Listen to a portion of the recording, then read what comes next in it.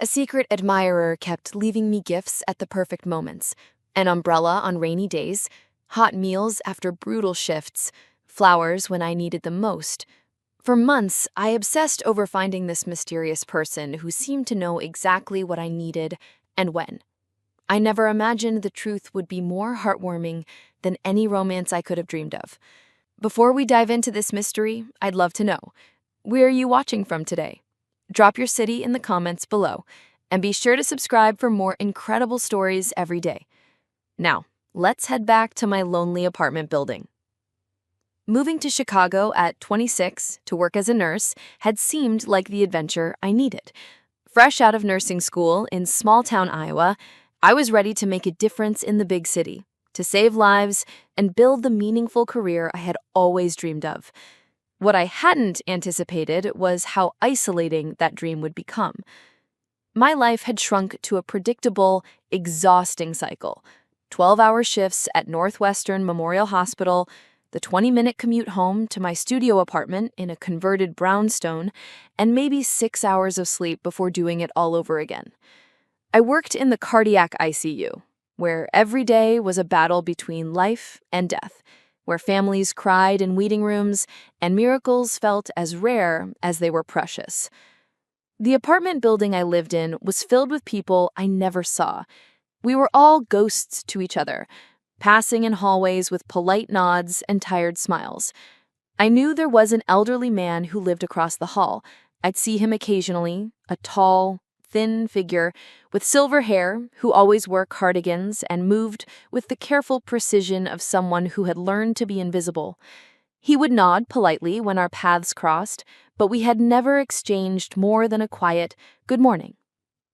My days blended into one another in a haze of medical charts, beeping monitors, and the constant weight of other people's pain. I would come home to my empty apartment, heat up a frozen dinner, and fall asleep on my couch watching Netflix, too tired to even make it to my bed. I had no social life, no dating prospects, no friends outside of work. I was living the life I thought I wanted, but I was drowning in loneliness. It was a Tuesday in October when it started. I had just finished a brutal 16-hour shift. We'd lost 2 patients, saved 1, and I was running on nothing but coffee and determination. Mrs. Patterson, a 73-year-old grandmother, had coded twice during my shift. We'd managed to bring her back both times, but I could see in her family's eyes the same exhaustion I felt in my bones. Her daughter had gripped my hand and whispered, "Thank you for fighting for her." And I had nodded, not trusting my voice to remain steady. I dragged myself up the 3 flights of stairs to my floor, my scrubs wrinkled, my hair falling out of its ponytail, and my soul feeling as heavy as my feet.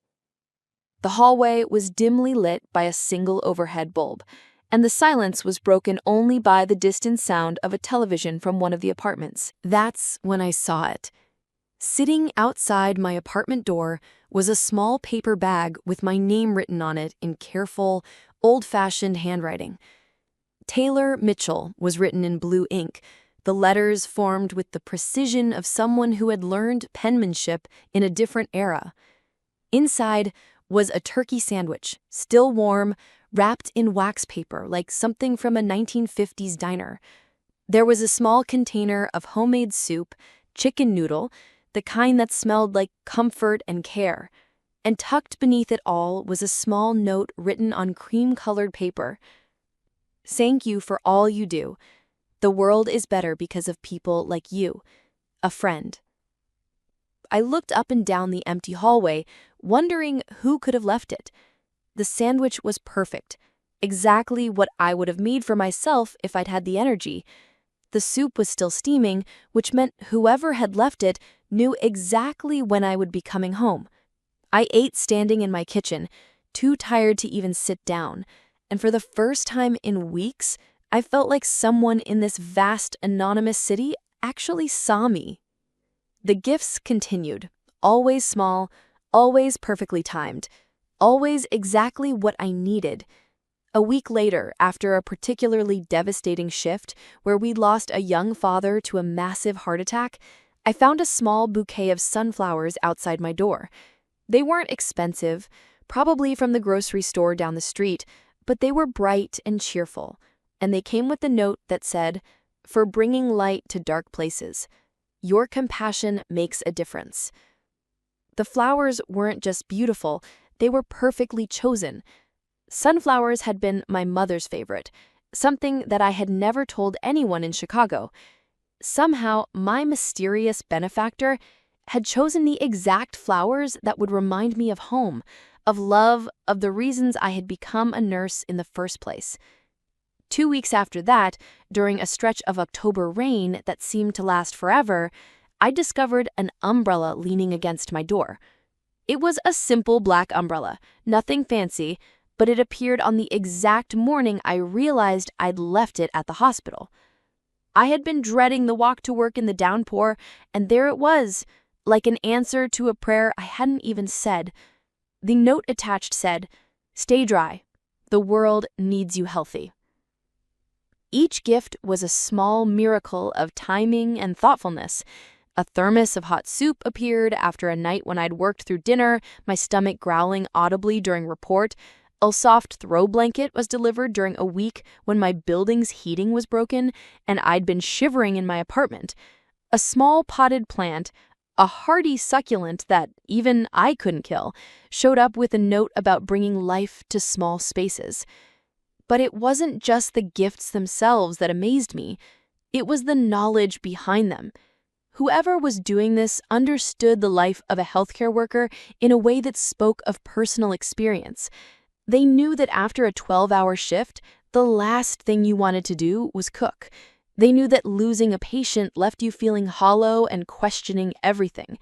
They knew that the small comforts, a warm meal, a soft blanket, something beautiful to look at, could make the difference between despair and hope. I became obsessed with solving the mystery. Who was watching me closely enough to know my schedule, my needs, my worst days?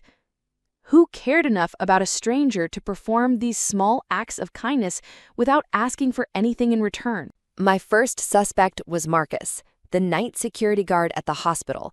He was a kind man in his 50s who always asked how my shift had gone and sometimes shared stories about his own daughter who was studying to be a nurse. He would have known my schedule, and he had the gentle nature of someone who might perform anonymous acts of kindness. "Marcus," I said one night as I was leaving the hospital, "have you ever heard of anyone leaving gifts for nurses? Like anonymous gifts?" He looked genuinely puzzled. "What kind of gifts?" I described some of the items I'd received, and his confusion seemed authentic. "That's really sweet, Taylor, but I've never heard of anything like that. You think someone's got a crush on you?" The romantic angle had occurred to me, but something about the gifts felt different. They weren't trying to impress or seduce. They felt more like the care a parent might show a child or a friend might show a friend who was going through a difficult time. Then I wondered about Dr. Peterson, the attending physician who supervised our unit. He was single, around my age, and had always been particularly encouraging during difficult cases.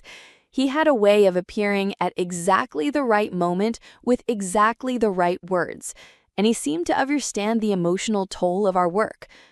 "Dr. Peterson," I said during a quiet moment in the break room, "do you know anything about someone leaving gifts for staff members?"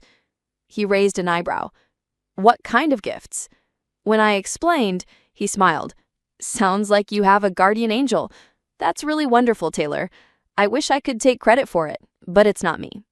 Though I think it's beautiful that someone recognizes how hard you work." I even suspected my downstairs neighbor, Mrs. Chen, who I occasionally ran into at the mailboxes. She was a retired teacher who always smiled warmly and sometimes commented on how hard I worked. She had the observant nature of someone who might notice patterns and needs. "Mrs. Chen," I said one afternoon when we met in the lobby, "have you noticed anyone leaving packages outside my door?" She looked intrigued.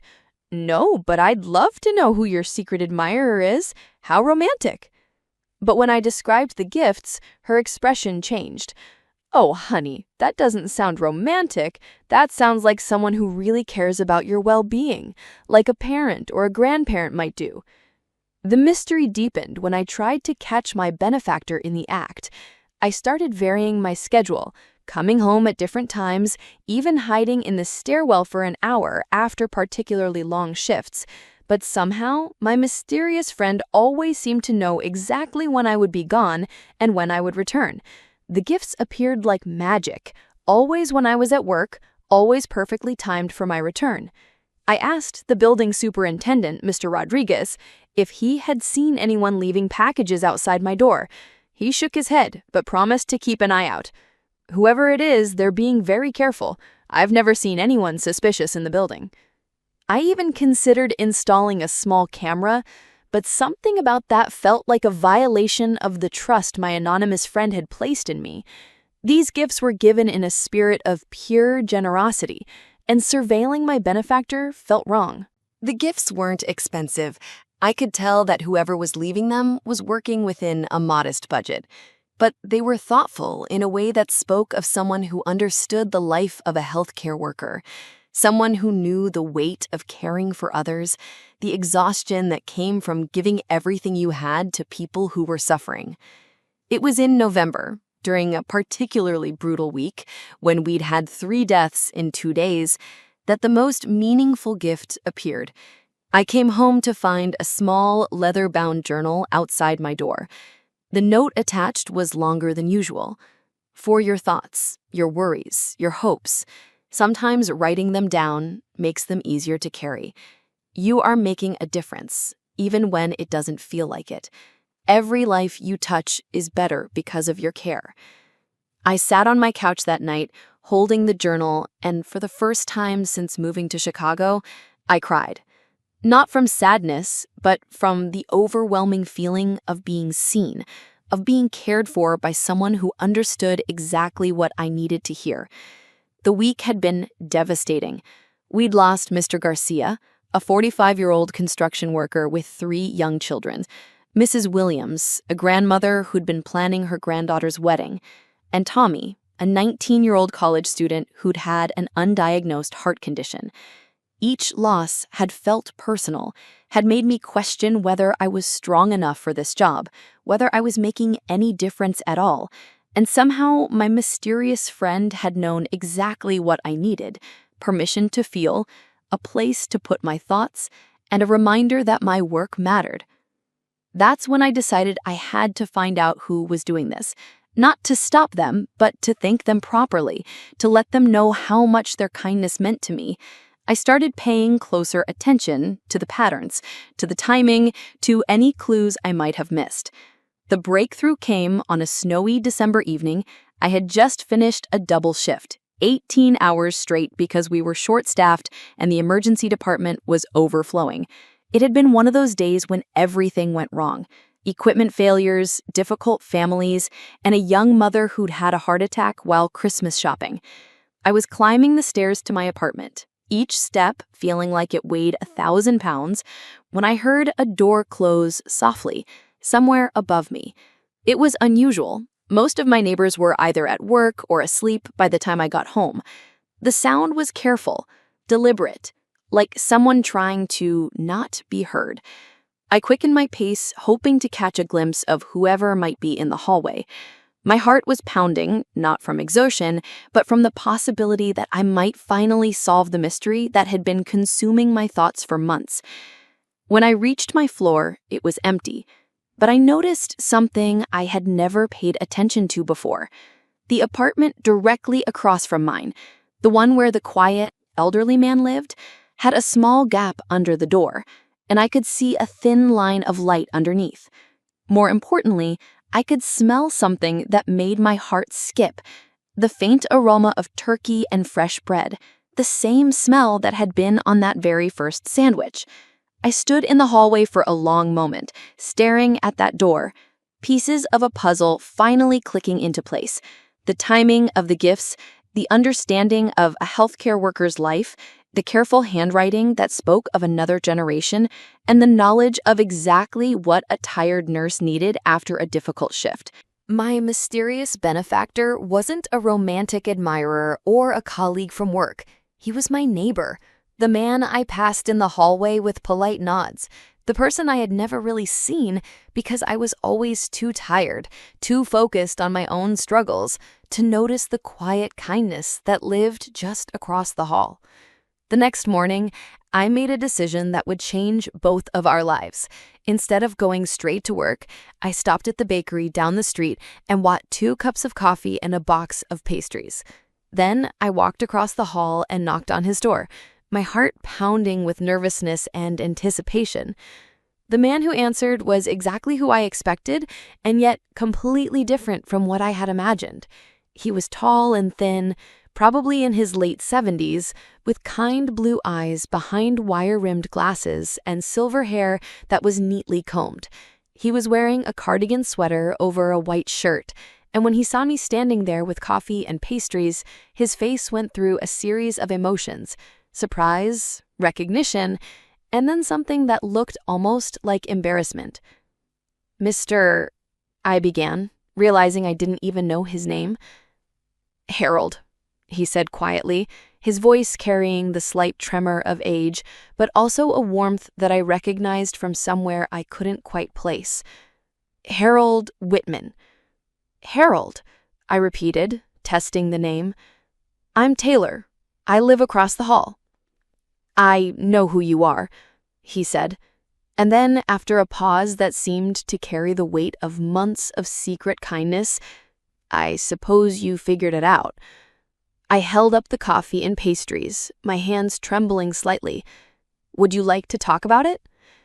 He hesitated for a moment, and I could see him weighing his options, probably wondering if he was in trouble, if I was angry, if his secret acts of kindness had somehow crossed a line. Then he stepped aside to let me in, and I entered a world that would become as familiar and comforting as my own. His apartment was the mirror image of mine, but felt completely different. Where mine was sparse and functional, furnished with the bare necessities of someone who spent most of her time at work, his was filled with the accumulated warmth of a long life well lived. There were bookshelves lined with well-worn volumes, comfortable furniture that had been chosen for comfort rather than style, and everywhere, photographs of a woman with kind eyes and a gentle smile. The woman appeared to be about my age in some photos, older in others, always with the same warm expression that seemed to light up every picture. She was wearing a nurse's uniform in several photos, and I could see the same exhaustion in her eyes that I saw in my own mirror every morning. "That's Margaret," Harold said, noticing me looking at the photos. "My wife. She passed away 2 years ago." We sat at his small kitchen table, and I poured the coffee while he arranged the pastries on a plate with the careful attention of someone who had learned to make small rituals meaningful. His hands shook slightly as he worked, and I noticed that he moved with the deliberate care of someone who lived alone and had learned to take his time with everything. "She was a nurse," he said, quietly, his voice filled with a pride that had survived grief. "Worked at Presbyterian for 37 years. Cardiac unit, just like you." The pieces fell into place with a clarity that took my breath away. "You've been watching me," I said, not accusingly, but with understanding. Harold nodded, his hands wrapped around his coffee cup as if drawing warmth from it. "Not watching, exactly, but noticing. You keep the same schedule Margaret used to keep. You come home with the same exhaustion she used to carry. You have the same look in your eyes that she had after the difficult days, like you're carrying the weight of the world and wondering if you're strong enough. So you decided to take care of me," I said. "I decided to honor her," he corrected gently. "Margaret used to say that nurses were the unsung heroes of the world, that they gave everything they had to strangers and rarely got anything back. She used to come home from her shifts and tell me about the young nurses, how hard they worked, how much they cared, how little support they had." He stood up and walked to a bookshelf, returning with a small photo of a woman in scrubs, her hair pulled back in a ponytail, her face tired but smiling. She looked remarkably like me, not in features, but in that particular exhaustion that comes from caring too much, from giving everything you have to people who are suffering. When I saw you moving in, saw you leaving for work in your scrubs, coming home at all hours looking exactly like Margaret used to look, I don't know. It felt like a sign, like maybe I could do for you what I wished someone had done for her when she was young. I felt tears stinging my eyes. Harold, you don't even know me. I know enough, he said firmly, his voice gaining strength. I know you work double shifts when they're short-staffed. I know you cry in the stairwell sometimes after the bad days. I know you eat cereal for dinner more often than you should because you're too tired to cook. I know you're a good person, doing important work in a world that doesn't appreciate you enough. How do you know all that? He smiled, the first real smile I had seen from him, and it transformed his entire face. Thin walls and an old man who doesn't sleep much anymore. Plus, Margaret taught me to recognize the signs. The way you hold your shoulders after a loss. The way you move when you're running on empty. The way you pause outside your door before going in, like you're gathering strength for whatever comes next. He walked to a small desk in the corner and returned with a notebook, its pages filled with his careful handwriting. He said, I started keeping track, not in a creepy way, but the way Margaret used to keep track of her young nurses. She said it helped her remember who needed extra encouragement, who was having a hard time, who might benefit from a kind word or a small gesture. I looked at the pages filled with observations about my schedule, my moods, my needs. November 15th, worked 18 hours, looked exhausted, left soup. November 22nd, heard crying in hallway after shift, left flowers and encouraging note. December 3rd, hasn't been grocery shopping in a week, probably living on hospital cafeteria food, left homemade meal. It wasn't invasive or stalking. It was the methodical care of someone who had learned to pay attention, to notice when someone was struggling. It was love in action, documented with the precision of someone who understood that caring for others required intention and effort. Margaret kept a similar notebook about the young nurses on her unit. She said the experienced nurses often forgot what it was like to be new, to be overwhelmed, to feel like you were drowning in responsibility. She made it her mission to look out for them. I realized then that Harold hadn't just been honoring his wife's memory by taking care of me. He had been continuing her work, extending her legacy of compassion to a new generation of nurses. I hope I didn't overstep, he said, closing the notebook. I know it might seem strange, an old man leaving gifts for a young woman he doesn't know, but it wasn't anything inappropriate. It was just, I missed taking care of someone. I missed being useful. Harold, I said, reaching across the table to touch his weathered hand. It was the most beautiful thing anyone has ever done for me. You have no idea how much those gifts meant, how much they helped me get through some of the hardest days of my life. His eyes filled with tears. Margaret would have liked you, he said. She would have said you have the heart of a true nurse. She could always tell the ones who were in it for the right reasons. I would have liked to meet her, I said, looking around at the photos that filled his apartment like a shrine to their life together. You would have, he agreed. She had a way of making everyone feel seen, feel valued. She used to bring home stories about the young nurses who reminded her of herself when she was starting out. She'd worry about them, wonder if they were eating enough, sleeping enough, taking care of themselves while they took care of everyone else. That conversation was the beginning of the most unexpected and precious friendship of my life. Harold and I began having coffee together on my days off, and he would tell me stories about Margaret, about their life together, about the lessons she had taught him about caring for others. Their love story was the kind you read about in books. They had met when Harold was a young accountant and Margaret was a nursing student. He had been in the hospital after a car accident, and she had been assigned to his care. She was the most beautiful thing I'd ever seen, he told me. But it wasn't just her looks, it was the way she cared for people, the way she made everyone feel like they mattered. They had been married for 52 years when Margaret died of cancer. Harold had cared for her at home during her final months, learning to give medications, manage her pain, provide the kind of intimate care that Margaret had given to thousands of patients over her career. She taught me that caring for someone isn't just about the big gestures. It's about noticing the small things, anticipating needs, being present in the moments that matter. In return, I brought youth and energy into his quiet apartment. I helped him set up a computer so he could video chat with his grandchildren who lived across the country. I introduced him to streaming services so he could watch the old movies he loved. I brought him stories from the hospital, the victories and defeats that made up my days. More importantly, we took care of each other.